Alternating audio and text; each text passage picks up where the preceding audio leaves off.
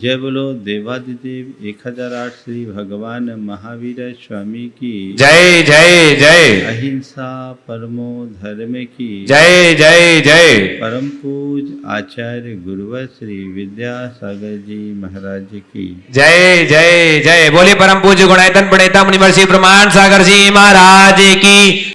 दुनिया में कई तरह के लोग होते हैं। कुछ लोग ऐसे होते हैं जो बहुत जल्दी जिस किसी से प्रभावित हो जाते हैं, और कुछ लोग ऐसे होते हैं जो किसी से प्रभावित नहीं होते, अप्रभावित रहते हैं। दोनों स्थितियाँ अपनी अपनी जगह अलग है, लेकिन दोनों के परिणाम भी अलग अलग हैं।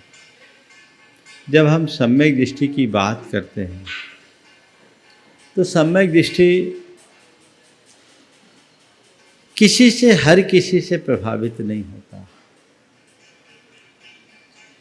वो खुद में भावित होता है और बाकी बातों से अप्रभावित रहता है। इसके इस अप्रभावित वृत्ति का नाम ही अमूढ़ दृष्टित्व है। आचार्य कुंदकुंद कहते हैं, जो होदि असम्मूढ़ो चेदा सव्वेषु धम्मेषु सो खलु अमूढ़ दिट्ठी सम्माइठी मुणे अब्बो। जो होदि असम्मूढ़ो चेदा सव्वेषु कम भावेषु या सव्वेषु धम्मेषु, जो दुनिया के सारे संयोगों से में मूढ़ नहीं होता, असम्मूढ़ होता है, उसका नाम अमूढ़ दृष्टि जानना चाहिए। एक बहुत मौलिक शब्द है मूढ़। मूढ़ किसको बोलते हैं? मूढ़ किसको बोलते हैं पता है? कई बार आप लोग बोलते हैं हमको उसने मूढ़ बना दिया। मूढ़ का मतलब क्या है? मंद बुद्धि नहीं है। दो शब्द हैं, एक मूर्ख और दूसरा मूढ़। मूर्ख उसे कहते हैं जो निरक्षर हो, अनपढ़ हो, पर मूढ़ उसे कहते हैं जो अज्ञानी हो, जिसे अपने हिताहित का विवेक ना हो, वो मूढ़ है। और इस अर्थ में हम देखें तो अच्छे अच्छे पढ़े लिखे लोग भी मूढ़ हो सकते हैं,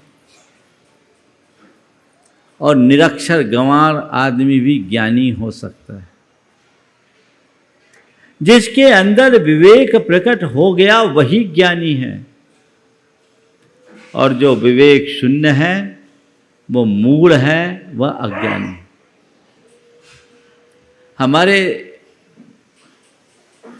दुनिया में जितने भी शिक्षा के संस्थान हैं, विद्या के केंद्र हैं, वे सब मनुष्य को मूर्ख से विद्वान बनाते हैं। मूर्ख से विद्वान बनना और बात, पर मूढ़ से ज्ञानी बनना और बात। पढ़ लिख करके मूर्ख से विद्वान बन गए, हमें शब्द ज्ञान हो गया, पर कोई जरूरी नहीं कि जो आदमी पढ़ा लिखा हो उसके भीतर समझदारी भी हो। देखने में तो यही आता है कि पहले के लोग पढ़े लिखे कम पर समझदार ज़्यादा थे, आज के लोग पढ़े लिखे ज़्यादा पर समझदार कम दिखते हैं। समझदारी कम है, हिताहित का विवेक लोगों का दिनों दिन छीन हो रहा है, और जब तक वह विवेक उद्घाटित नहीं होता तब तक वह मूढ़ है। आचार्य कुंद ने मूढ़ को अलग अलग रूप में लिया। उनकी दृष्टि में पहला मूढ़ व्यक्ति वो है जो पर द्रव्यों को अपना मानता है।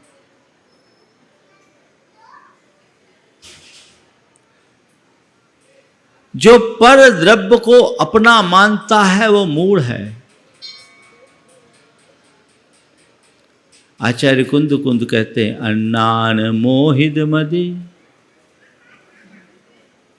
पर दब्ब मिनम भणदि आसिमम पुब्ब मेदम अहमेदश्चावि पुब्ब कालम्मी अन्नम जंपर दब्बम सच्चित्ता चित्तमिशंबा एवं असंभूतम आद वियप्पम करेदि सम्मूढ़ो भूधत्थम जानन्तो न करेदि तुतम असम्मूढ़ो।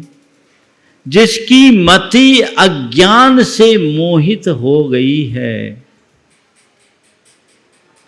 वह व्यक्ति पर द्रव्य को, जो अन्नम जमत परद्रव्यम सच्चित्ता चित्तमिशंबा, आत्मा से भिन्न जो भी पर द्रव्य हैं, चाहे वो सचित्त हो, चेतन हो, अचेतन हो या मिश्र हो, ये मेरे पहले थे, ये मेरे आज हैं, ये मेरे भविष्य में होंगे, ऐसे परद्रव्य में आत्म विकल्प करता है। एवं असंभूतम, इस अवास्तविक आत्म विकल्प को करने वाला मूढ़ होता है।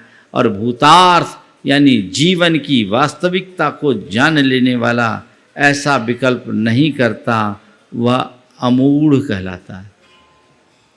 इस अर्थ में सब मूढ़ों की जमात है? क्यों? मेरा घर, मेरा मकान, मेरा परिवार, मेरा पति, मेरी पत्नी, मेरा पुत्र, मेरी पुत्री, मेरा धन, मेरी संपत्ति, मेरा शरीर, मेरा ज्ञान, मेरा तप, मेरा त्याग, ये क्या है? ये क्या है? आचार्य कुंद कहते हैं मूढ़ का प्रलाप है। और क्या है? जो सही नहीं है उसे तुम मान रहे हो, जो तुम्हारा नहीं है उसे तुम अपना कह के गर्वित हो रहे हो। उसे हम मूढ़ नहीं कहेंगे तो क्या कहेंगे? मान लीजिए किसी व्यक्ति को यहाँ अभिषेक करना हो, कपड़ा बदलना हो, और वो अपना 10 लाख रुपया लेके आया हो और किसी को पकड़ा दे, भैया मैं अभिषेक करके आ रहा हूँ, तब तक के लिए ये रुपया पकड़ तू, और वो आदमी रुपया लेकर के नाचने लगे कि मैं लखपति हो गया, क्या कहोगे उसको? नाच रहा है, नाच रहा है, क्या कहेंगे उसे हम? हाँ, मूढ़ ना, मूढ़ है। मैं तुमसे पूछता हूं, तुम जिन चीजों पे नाच रहे हो वो क्या है? तुम्हारी है? तुम्हें दी भी है, किसी और की धरोहर है। किसकी धरोहर है? कर्मों की धरोहर है जो तुम्हें उसने दी है, और जब तक वो चाहेगा, संयोग चाहेंगे तुम्हारे अनुकूल रहेंगे, तब तक तुम्हारे पास है। जिस दिन चाहोगे ऑनलाइन ट्रांसफर, वहां कुछ भी व्यवस्था नहीं। यहाँ तो कोई तुम्हें धरोहर सौंपे तो तुम उस धरोहर को लौटाने में कदाचित आनाकानी करके टाल मटोल कर सकते हो, लेकिन कर्म की धरोहर का सिस्टम ऐसा है, जितने समय के लिए तुम्हें जो दिया है तुम्हारे पास है, और जैसे समय बदला शिफ्ट होते देर नहीं है। तो बोलो, पर पदार्थ में आत्म बुद्धि रखकर उसमें इष्टानिष्ट संकल्प विकल्प करना, उन्हें पाने और खोने में हर्ष विषाद करना समझदार की पहचान है या मूढ़ की? हाँ बोलो, थोड़ा जोर से बोलो। हाँ, और जोर से। मूढ़ की ना, है ना? वो मूढ़ कहाँ है? हम लोगों में तो ऐसा कोई नहीं है मूढ़, कहीं बाहर बैठा है। कहाँ है वो मूढ़? खोजो उस व्यक्ति को। अगर अपने भीतर ऐसा मूढ़ व्यक्ति बैठा है तो अभी उसे बाहर निकालो और उसके स्थान पर किसी ज्ञानी की प्रतिष्ठा करो, क्योंकि मूढ़ का उद्धार नहीं होता, ज्ञानी का ही उद्धार होता है। तो एक मूढ़ वे उसे कहते हैं जो पर द्रव्य को अपना मानता है। दूसरा मूढ़ आचार्य कुंद की दृष्टि में वो है जो पर द्रव्य से प्रभावित होता है।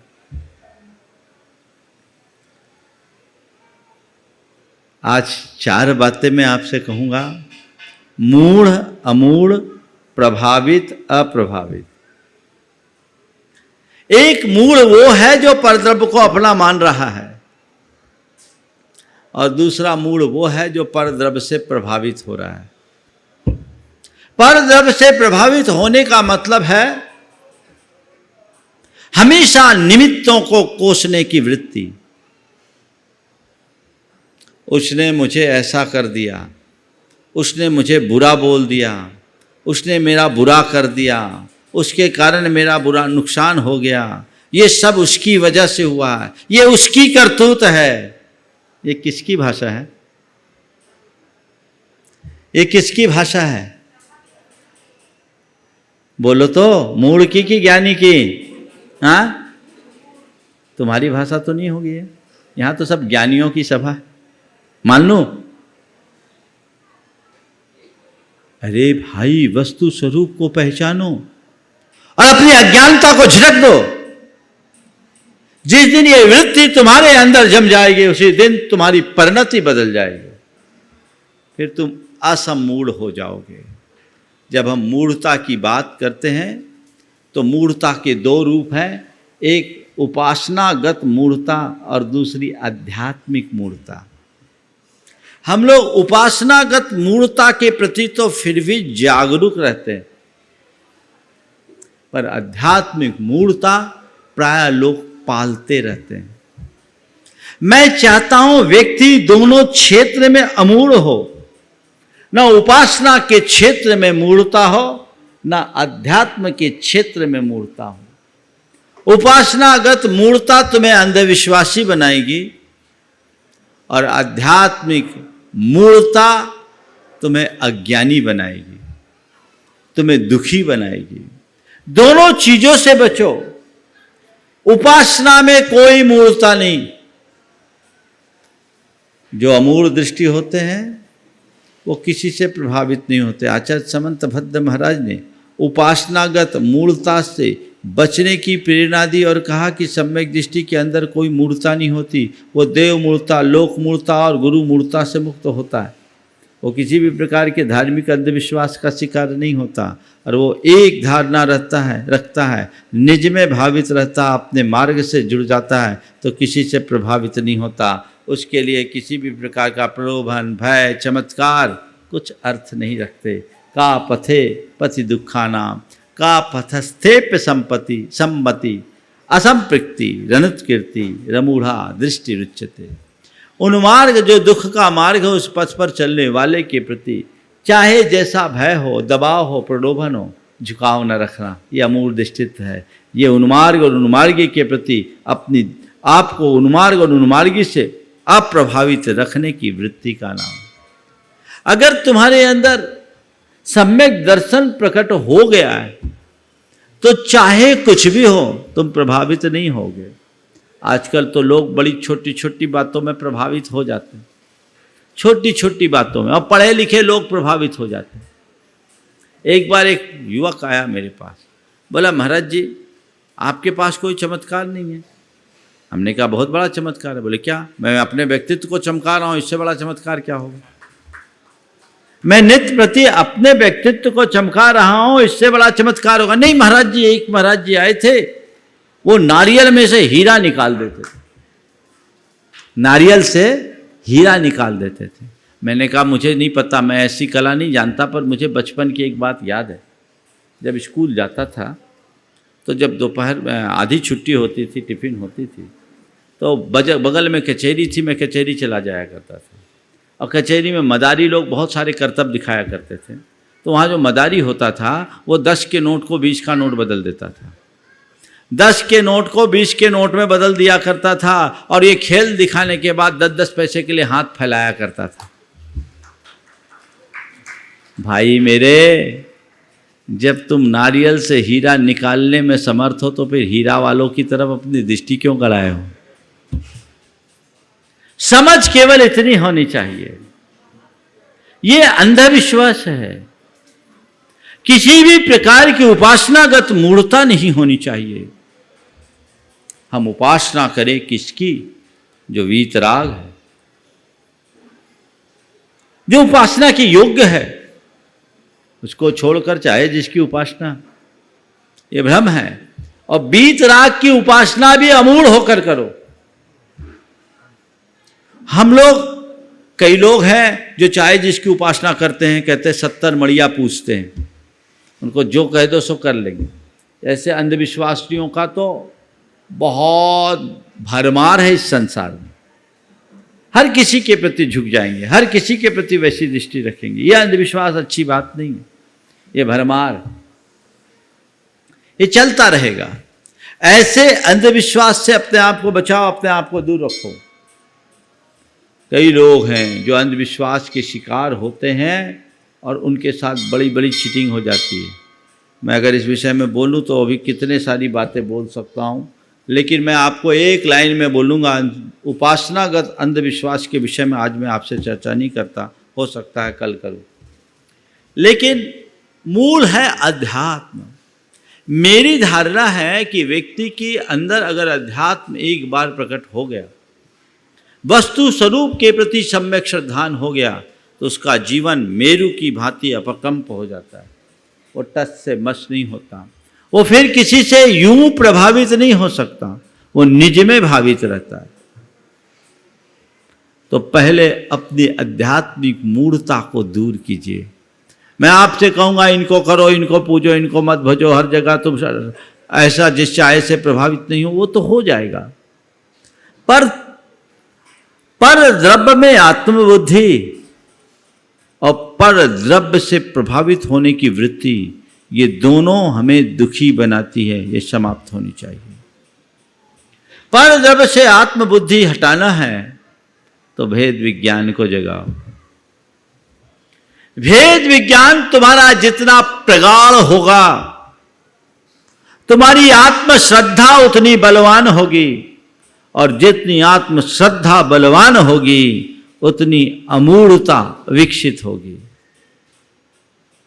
हम जानते हैं कि हमारा ये शरीर भी नहीं है, और शरीर क्या, हमसे भिन्न एक परमाणु भी मेरा नहीं है, वह सब मुझसे भिन्न है। ये जानते हो? जानते हो कि नहीं जानते? पहले ये बताओ। हाँ, जानते हैं। मानते हो? मानते हो, फिर क्यों मेरा मेरा कहते हो? नहीं कहते। तुम्हारी जितनी लिखा पढ़ी रजिस्ट्री कोई दूसरा कब्जा कर ले तो ऐसा गलबल करना भी नहीं। ध्यान रखो, एक सोच, एक सम्यक दृष्टि और एक मिथ्या दृष्टि की यही अंतर होती है। मिथ्या दृष्टि पर द्रव्य को अपना मानकर उसे छाती से चिपकाए रखता है, और सम्यक दृष्टि पर द्रव्य को अपने पास रखता है। उसकी ये धारणा रहती मेरे पास है पर मेरे नहीं है, ये दूसरे के है। वो कस्टोडियन बन करके जीता है। मुझे कस्टोडियन बन करके जीना है, बस मेरे हाथ में उसका प्रबंध मात्र है, स्वामित्व नहीं। और ये जीवन का एक बहुत बड़ा यथार्थ है, इस पर अपनी दृढ़ श्रद्धा होनी चाहिए। यदि ऐसी परिणति तुम्हारे अंदर आ गई तो तुम सबके बीच रहते हुए भी सबसे अलग महसूस करोगे। सबके बीच रहते हुए भी स्वयं में रमने की क्षमता आएगी। स्वरूप को तो पहचानो। कोई चीज मेरी है और वही चीज मेरे पास है, दोनों में हमारी मानसिकता क्या समान होती है? मेरी है तो उसमें व्यक्ति चिपक जाता है, और मेरे पास है तो भैया टेम्परेरी है तो है, यूज करो, खत्म करो। यथार्थ यही है। जिन चीजों को तुम मेरी मेरी कहते हो वो तुम्हारी नहीं, तुम्हारे पास हो सकती है और तुम्हारे पास तभी तक रहेगी जब तक उसे रहना है। जब तक तुम चाहो तब तक रहे, ऐसा कोई सुनिश्चित नहीं है। ये समझ अपने भीतर विकसित करो। और जब चीजें मेरी है ही नहीं तो पाने में हर्ष होगा क्या, फिर खोने में विषाद होगा क्या, तो ऐसी चीज़ों से फिर वो व्यक्ति प्रभावित होगा क्या, और जो प्रभावित नहीं होगा अप्रभावित रहेगा वो मूढ़ बनेगा क्या। पर द्रव्य को अपना मानना मूढ़ता है, पर द्रव्य से प्रभावित होना मूढ़ता है, और पर द्रव्य को भिन्न मानना अमूढ़ता है, और पर द्रव्य से अप्रभावित रहना अमूढ़ता है। ये जीवन का सूत्र है, ये आत्मसात कर लीजिए। मेरे पास है, मैं उसका केवल कस्टोडियन हूं, मेरा स्वामित्व उसमें नहीं है, मैं उसके संरक्षण का दायित्व भले निभा रहा हूं, पर उसमें कर्तृत्व भोक्तृत्व की भावना अंतर मन में नहीं होनी चाहिए। एक सम्यक दृष्टि की पहचान है, वो सब कुछ करता है वेद विज्ञान संपन्न होने के बाद, लेकिन सब कुछ करते हुए भी उन्हें अपना नहीं मानता। रे समदृष्टि जीवड़ा करे कुटुंब प्रतिपाल, अंदर से न्यारा रहे धाय खिलावे बाल। जैसे एक धाय जो किसी बच्चे का पालन पोषण करती है, उसको उसके पालन पोषण करते समय अपना सारा मातृत्व उसमें उड़ेल देती है। पन्ना धाय की कहानी हम सबको पता है, पूरा मातृत्व उड़ेल देती है। एक बार की इस बच्चे को भी भ्रम हो जाता है कि यही मेरी मां है, लेकिन धाय क्या करती है, जानती है ये मैं अपना कर्तव्य कर रही हूं, ये बच्चा मेरे पास है पर मेरा नहीं है, मेरे पास है मेरा नहीं है, ये धारणा गहरी बना लीजिए। ये जीवन का बहुत बड़ा यथार्थ है। मेरे पास है मेरी नहीं है, फिर मेरा मेरा करोगे क्या। और एक बात और ध्यान रखना, तुम्हारे पास भी उतना ही रहेगा जितना रहना है। तुम जितना चाहो उतनी रहे, कोई जरूरी नहीं है। क्यों इतनी भागम भाग, फिर क्यों इतना संकल्प विकल्प, क्यों कर इतना हर्ष विषाद। क्या ये हमारी नादानी की पहचान नहीं है? बोलो। जिन चीजों पर मेरा अधिकार नहीं, जिन चीजों पर मेरा नियंत्रण नहीं, उन चीजों को लेकर परेशान होना समझदारी है या पागलपन? बोलो, थोड़ा जोर से तो बोलो, और जोर से। ये किनका है, किसका है ये पागलपन, किसका है? और ये कब तक चलेगा? महाराज ये जीवन तो ऐसे ही चलेगा, चलाते रहो, हमारा क्या बिगड़ता। अनंत जीवन चला गया, ये भी चला जाएगा। संत कहते अपने इस पागलपन को छोड़ो, उससे मुक्त हो, उससे बाहर आओ, ये भ्रम है, इसे तोड़ो। पर द्रव्य को पर मानो, पर द्रव्य पर है, पर था है, रहेगा। ये दृष्टि आज जाने से तुम्हारे हृदय में समता भाव सहज विकसित होगी। केवल एक बात अंदर बैठा लो, तो जो उथल पुथल चलती है ना, अपने आप शांत हो जाएगी। बोलो, होगी कि नहीं होगी? तुम लोग भी बहुत होशियार हो, दवाई जानते हो पर खाते नहीं। सबको पता है मेरे दुखी होने का कारण क्या है, पता है कि नहीं है? हाँ, फिर भी करते क्या हो? वही रास्ता चुनते हो जिससे दुखी होते हो। अपने इस अज्ञान का निवारण करो और इसीलिए इसे मूढ़ता की श्रेणी में रखा है। जो होद्य सम्मूढ़ो चेदा सव्वेषु कम्म भावेषु या सव्वेषु विधम्मेषु। जो असम्मूढ़ हो यानी किसी भी स्थिति में किसी भी बात से प्रभावित न हो, बहुत जल्दी प्रभावित, तो प्रभावित हुए सो फंसे। तो पर द्रव्य में आत्म बुद्धि रखना, पर द्रव्य को अपना मानना क्या है? क्या? मूढ़ता। और मूढ़ता के लिए एक दूसरा शब्द भी दिया है आचार्य कुंज जी ने, अन्नानी। अन्नानी अज्ञानी। सो मूढ़ो अन्नानी नानी एतो दुविपरीतो। वो मूढ़ है, अज्ञानी है, ज्ञानी इससे भिन्न है। ज्ञानी की परिणति ही अलग है। तो अपनी मूढ़ता को मिटाना है तो भेद विज्ञान को जगाएं। आत्मश्रद्धान बढ़ेगा, पर से प्रभावित नहीं होंगे, निज में भावित रहने का अवसर पाओगे। तो पहली बात, पर द्रव्य में आत्म बुद्धि रखना मूढ़ता है। और दूसरी बात, पर द्रव्य से प्रभावित होना मूढ़ता है। पर द्रव्य से प्रभावित होने से बचना चाहते हो तो उसके लिए क्या करें? वस्तु स्वरूप को पहचाने, जीवन के यथार्थ को जाने, वस्तु का स्वरूप क्या है ये समझने की कोशिश करें। वस्तु स्वरूप को अगर आपने जान लिया, पहचान लिया, तो फिर आप कभी भी किसी से प्रभावित नहीं होंगे। इष्टानिष्ट संकल्प विकल्प नहीं होगा। चलिए, हम किसी से प्रभावित कब होते हैं? बोलो, आप किसी से प्रभावित होते कि नहीं होते? होते कि नहीं होते? बोलो तो।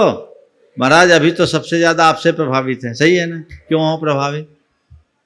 बोलो, क्यों हो प्रभावित? क्या हो गया? क्यों है प्रभावित? हम किससे प्रभावित होते हैं और किससे अप्रभावित रहते हैं? हमारे मन में कौन अच्छा और कौन बुरा लगता है? बोलो बोलो, क्या हो गया? तुम लोग बोलती सी बंद हो जाती। थोड़ा थोड़ा बोलना चाहिए ना। हाँ, जो धर्म के राह पर चलते उससे प्रभावित हो जाए तो जीवन ही बदल जाए। तुम्हें कोई कुछ बोल दे तो तुम उससे प्रभावित होते कि नहीं? अभी तुम्हें कोई गाली देगा, सुनोगे कि उसे अनसुना करोगे? बहुत सुंदर, फिर तो तुम्हारी आरती उतारनी चाहिए, है ना? क्या है? कुछ भी हुआ हम प्रभावित होते हैं। जब हमारे मनोनुकूल कुछ नहीं होता हम उससे प्रभावित होते हैं, और मनोनुकूल हो जाता है तो उससे प्रभावित होते हैं। आप लोग भगवान की स्तुति करते हुए बोलते हैं, मैं भ्रमो अपन पो विशर आप, अपनायो विधिफल पुण्य पाप, निज को पर का करता पिछान, पर में अनिष्टता इष्टमान, आकुलित भयो अज्ञान धार, जो मृग मृग तृष्णा जानीवा। हम जब स्वयं को पर का कर्ता मान लेते हैं तो पर के साथ हमारे हृदय में इष्टानिष्ट संकल्प विकल्प जग जाता है, और इष्टानिष्ट संकल्प विकल्प हमें आकुलित करता है और जीवन भर दुखी बनाए रखता है। ये अनुभव है ना? कौन इष्ट है कौन अनिष्ट है, कौन अच्छा है कौन बुरा, ये तो निमित्त नैमित्तिक संबंध मात्र है। ये मेरे मन की झूठी कल्पना है। वस्तु का स्वरूप क्या कहता है? वस्तु स्वरूप केवल ये कहता है कि जगत का हर पदार्थ स्वतंत्र है, हर वस्तु स्वयं में स्वयं का करता है, उसका कर्ता कोई दूसरा है ही नहीं, दूसरा केवल निमित्त है। पर निमित्त निमित्त रहता है। अगर हम मजबूत हों तो निमित्त हमारा कुछ भी बिगाड़ नहीं कर सकता। कहते हैं निमित्त पर मेरा नियंत्रण नहीं है, पर नैमित्तिक पर मेरा पूर्ण अधिकार है। मतलब कोई मेरे साथ बुरा ना करे, कोई मुझे बुरा ना कहे, ये मेरे हाथ में नहीं है। है क्या? किसका किसका मुंह बंद करोगे? किसके किसके ऊपर अंकुश लगाओगे? है क्या तुम्हारे हाथ में? कोई मेरे साथ बुरा ना करे, कोई मेरा बुरा ना कहे, मुझे बुरा ना कहे, ये मेरे हाथ में नहीं है। पर कोई चाहे कितना भी बुरा करने का प्रयास करे, कोई चाहे मुझसे कितना भी बुरा क्यों ना बोले, मैं उससे अप्रभावित रहूं, ये तो मेरे हाथ में है। बोलो, हमारा ध्यान किस पर होना चाहिए? जिस पर हमारा नियंत्रण उस पर, या जो हमारे नियंत्रण से बाहर उस पर? क्या किस पर ध्यान होना चाहिए? जिस पर हमारा नियंत्रण उस पर, या जो हमारे नियंत्रण से बाहर है उस पर? तुम किस पर ध्यान रखते हो? किस पर ध्यान रखते हो? जो तुम्हारे नियंत्रण में उस पर, या जो नियंत्रण से बाहर है उस पर? ध्यान रखना, जिस पर तुम्हारा नियंत्रण है उस पे ठहरोगे, सुखी रहोगे, और जो तुम्हारे नियंत्रण से बाहर है उसकी तरफ दौड़ोगे, भागते रहोगे, दुखी रहोगे। जिस पर तुम्हारा नियंत्रण ही नहीं है, जो तुम्हारे बूते से बाहर है, उसके लिए परेशान क्यों हो? वस्तु के स्वरूप को समझो। कर्म का योग है, संयोग है, चीजें बनती है, बदलती है, इनमें क्या इष्ट और क्या अनिष्ट? संयोग है, आए हैं चले जाएंगे। सूरज के आगे न जाने कितने काल से बादल आते हैं और छटते हैं, आज तक सूरज का कुछ बिगड़ा क्या? तुम्हारे साथ कर्म की आवरण आदि से जमे और न जाने कर्मों ने तुम्हारी कैसी कैसी परिणति कर दी, फिर भी तुम्हारे स्वरूप का आज तक न तो बिगाड़ हुआ है न होगा। उसके श्रद्धानी बनो। जो वस्तु स्वरूप का श्रद्धानी होता है उसके हृदय में मूर्ता नहीं टिकती। पर से प्रभावित नहीं हो, मुझे राग द्वेष कम करना है। खत्म तो अभी नहीं कर पाओगे, पर कम करो। चलो पूरी तरह से अप्रभावित ना हो सको तो मैं थोड़ा सा और नीचे आ जाता हूं। इतना तो करो कि छोटी छोटी बातों से प्रभावित ना हो। बोलो, छोटी छोटी बातों से प्रभावित ना हो। ये कर सकते हो? बोलो, कर सकते हो? जोर से कर सकते हो? करते हो? सब पता है हम क्या कर सकते हैं, फिर करते क्यों नहीं? यही मूर्ता है। मूल वही है जिसे अपने हिताहित का बोध ना हो, जो जानते हुए भी अज्ञानता का आचरण करे, वो मूढ़ है। आपको मैं मूढ़ बोल दूं तो बहुत बुरा लगेगा, मैं तो मानता हूं ये तो और किसी की बात है, ये तो ज्ञानियों की सभा है। भो ज्ञानियों, क्या है? अच्छा लग रहा है? अपने भीतर झांकिए, अपने आप को टटोल करके देखिए, और जहां हमारी कमजोरियों से दूर करना है, एक सिद्धांत बना लीजिए कि मुझे अपने संकल्प विकल्प कम करने हैं, राग द्वेष कम करने हैं, व्यर्थ के संकल्प विकल्पों से बचना है।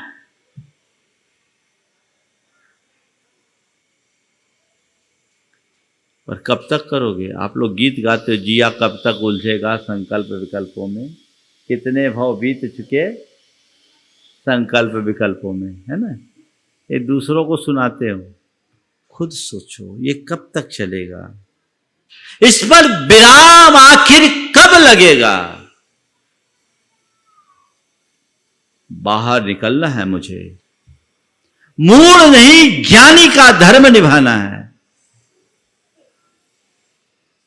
सूत्र बनाओ, कोई तुमसे कुछ गलत बोले, मन में सोचो वो मूढ़ है, उसको बोलने दो, मैं तो ज्ञानी हूं, मुझे उससे अप्रभावित रहना है। और तुम जैसे उससे प्रभावित हो गए तो समझ लो मेरे अंदर मूढ़ता आने लगी, रोको मुझे मूढ़ नहीं ज्ञानी बनना है। अपने जीवन में सहजता को उद्घाटित कर लेना ही ज्ञानीपन की पहचान है। जो मूढ़ है वो सदैव असहज होता है और जो अमूढ़ है वो हमेशा सहज होता है। तो अपने अंदर सहजता को उद्घाटित कर लेना ही ज्ञानीपन की पहचान है। वो सहजता उद्घाटित होनी चाहिए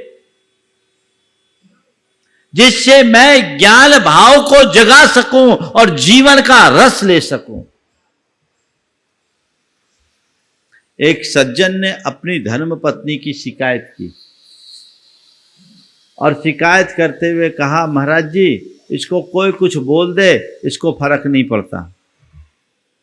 पत्नी के सामने कहा, महाराज जी इसको कोई कुछ भी बोल दे इसको कोई फर्क नहीं पड़ता। धर्मपत्नी ने कहा, महाराज जी अभी भी मुझे कोई फर्क नहीं पड़ रहा, अभी भी मुझे कोई फर्क नहीं पड़ रहा है। मैंने उसकी तरफ देखा तो धर्मपत्नी ने बोला, महाराज जी ये लोग कुछ भी बोलते रहते, मैं कहाँ कहाँ तक इनकी बात सुनूं। मैंने तो अपना कनेक्शन इधर से इधर बना जोड़ दिया है, जितनी काम की बातें उतनी मान लेती हूँ, बाकी को सबको बाईपास करती हूँ। बाईपास करना सीखिए, समझ गए। बाईपास आप कब पकड़ते हो? जब ट्रेवल करते हो, कलकत्ता से यहाँ आना हो तो जहां तक बने बाईपास पकड़ते हो। क्यों बाईपास क्यों पकड़ते हो? प्राय बाईपास थोड़ा लंबा भी होता, फिर भी बाईपास क्यों पकड़ते हो? हाँ, टाउन में घुसेंगे, सिटी में घुसेंगे तो जाम में फंसेंगे, तो जहां फंसने की नौबत आए वहां बाईपास पकड़ लेने में ही सार है। सूत्र बना लो, जहां फंसने की संभावना है क्या करना है? बाईपास। और आप लोग क्या करते हो? अपनी गाड़ी ट्रैफिक में ले जाके खड़ी कर देते हो, एकदम ट्रैफिक में हॉर्न बजाते रहो, माथा पच्ची करो, क्या होगा? नहीं, जहां फंसने की संभावना वहां मुझे बाईपास कर देना है। जीवन का मजा तब है। तो जो वस्तु के स्वरूप को जानता है वो पर से प्रभावित नहीं होता।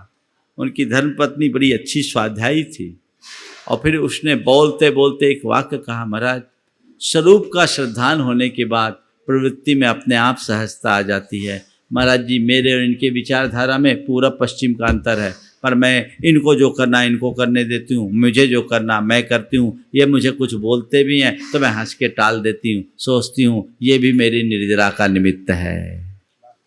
दृष्टिकोण पूरब पश्चिम की धारा, पत्नी पूरब है पति पश्चिम है, पर स्वरूप का श्रद्धान होने से प्रवृत्ति में सहजता आ ही जाती है।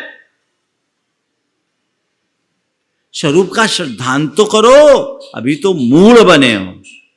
अरे ऐसा हो गया, ऐसे कैसे होगा, ये कैसे कर दिया, वो कैसे कर दिया, उसने ऐसा कर दिया, उसने बना दिया, उसने बिगाड़ दिया, मैंने उसका भला किया, उसने मेरा बुरा किया, मैंने उसे भला किया, उसके लिए मैंने इतनी जान लगाई, उसने कोई रिस्पॉन्स ही नहीं दिया, दो शब्द भी नहीं बोले। कितनी बुरी हालत है तुम लोगों की, कितनी बुरी हालत। तुम किसी के लिए कितना भी अच्छा कर दो और अच्छा करने की तुम्हें खुशी नहीं होती यदि सामने वाले ने थैंक्स नहीं कहा। क्या हुआ? यानी तुम्हारी सारी खुशी उसके एक थैंक्स पर है। और तुम्हारे साथ कोई कितना भी अच्छा व्यवहार करे, तुम्हारे हृदय में उस व्यवहार के प्रति आभार नहीं रहता, बल्कि उस व्यवहार में सामने वाला एक खोटा शब्द कह दे, अच्छा उसने मुझे ऐसा कह दिया, उसे पकड़ करके बैठ जाते हो। यही तो खेल बिगाड़ता है। ऐसा क्यों? वस्तु के स्वरूप के श्रद्धानी बनिए, निमित्त नैमित्तिक संबंध को पहचानिए, और जितना बने सहज रहने की आदत डालिए, तटस्थ बने रहने का भाव जगाइए, तो आपका जीवन धन्य होगा। और जैसा अभी थोड़ी देर पहले मैंने कहा, छोटी छोटी बातों से प्रभावित होना बंद कर दीजिए। चीजों को इग्नोर करना सीखिए, बाईपास करना सीखिए, तब सच्चे अर्थों में आप ज्ञानी कहलाने के अधिकारी होंगे। अन्यथा अज्ञानी की जमात में ही बैठे रहोगे। और आजकल तो ऐसा ही हो रहा है, अज्ञानी अज्ञानी को राह दिखा रहा है, अज्ञानी ही अज्ञानी को राह दिखा रहा है। एक व्यक्ति डॉक्टर को दिखाने के लिए गया, डॉक्टर को दिखाने के लिए गया, डॉक्टर ने देखा, उसने डॉक्टर से शिकायत किया कि यहाँ बड़ा गड़बड़ है, डॉक्टर लोग मलेरिया का इलाज करते हैं और पता लगता है कि पेशेंट टाइफाइड में मरा। डॉक्टर मलेरिया का इलाज करते हैं और बाद में मालूम पड़ता है कि मरीज टाइफाइड में मरा। डॉक्टर ने कहा चिंता मत करिए, आप बिल्कुल ठीक हो जाओगे, आप बिल्कुल ठीक हो जाओगे। बोले डॉक्टर साहब कैसे? बोले मुझे खुद 10 साल का अनुभव है, मैं 10 साल से टाइफाइड से पीड़ित हूँ। जो 10 साल से टाइफाइड से पीड़ित है वो बाकी को ठीक करने की कोशिश कर रहा है। ये हमारी बड़ी कमजोरी है। जहाँ अज्ञानी अज्ञानी को राह दिखाते हैं, वहाँ हमारी उन्नति के द्वार सदैव अवरुद्ध हो जाते हैं। अध्यात्म के मार्ग को ठीक तरीके से समझिए और अपने जीवन को सच्चे ज्ञानियों के साथ जोड़ने की कोशिश कीजिए। मन का अंधविश्वास टूटना चाहिए, मन का अज्ञान छूटना चाहिए, अंदर की मूर्खता नष्ट होनी चाहिए और जीवन के यथार्थ का भान होना चाहिए। यही अमूढ़ दृष्टित्व है। और ये अमूढ़ दृष्टि में ऐसी अमूढ़ता प्रकट हो गई तो तुम हर पल निज में भावित रहोगे, सबसे अप्रभावित रहोगे। कोई कुछ कहे, हमें कोई जरूरत नहीं है। ठीक है, जो कह दिया सो कह दिया, कर दिया सो कर दिया। मुझे इस तरह की मूढ़ता से बच के रहना है और अपने जीवन का पथ प्रशस्त करना है। तो आज जिस आध्यात्मिक मूढ़ता की बात मैंने आपसे की, उस पर आपको ध्यान रखना है। और कई कई लोग कैसे मूढ़ होते हैं। एक युवक बहुत खुश दिख रहा था, बहुत खुश। उसको देखकर किसी ने कहा भैया आज तुम इतने खुश क्यों? बोले क्या बता, आज हिसाब पूरा हो गया। आज इतने खुश क्यों? बोले आज हिसाब पूरा हो गया। बोले क्या मामला है? बोले मामला ये हम जुड़वा भाई है, हमारा दूसरा भाई उपद्रव करता, फंसता मैं था, उधम वो करता, फंसता मैं, पिटाई मेरी होती थी। बोले आज इतना हंस क्यों रहे हो, इतने खुश क्यों? बोले आज हिसाब चुकता हो गया। बोले क्या हो गया? बोले मरा मैं, दफनाया उसे गया। आज हिसाब चुकता हो गया। बोले चुकता कैसे हो गया? बोला मरा मैं और दफनाया उसको गया। कौन बोल रहा है? खुद जिंदा है और बोल रहा मरा मैं और दफनाया उसे। यही हमारी आत्म विमुग्धता है, आत्म मूढ़ता की पहचान है। ऐसी मूढ़ता से जब तक हम बाहर नहीं निकलते तब तक अपने जीवन का उद्धार नहीं कर सकते। हम असमूढ़ता को प्राप्त करें, अन्य भावों से अप्रभावित रहने की कोशिश करें, तभी हम अमूढ़ होंगे। और जब तक हम उससे प्रभावित होते रहेंगे हम मूढ़ ही कहलाएंगे। सबकी मूढ़ता मिटे, सभी अमूढ़ हो और पर से प्रभावित होने की जगह निज में भावित होने की क्षमता विकसित करे। इस भाव के साथ यहीं पर विराम। बोलिए परम पूज आचार्य गुरुवर श्री विद्यासागर जी महाराज की जय जय जय।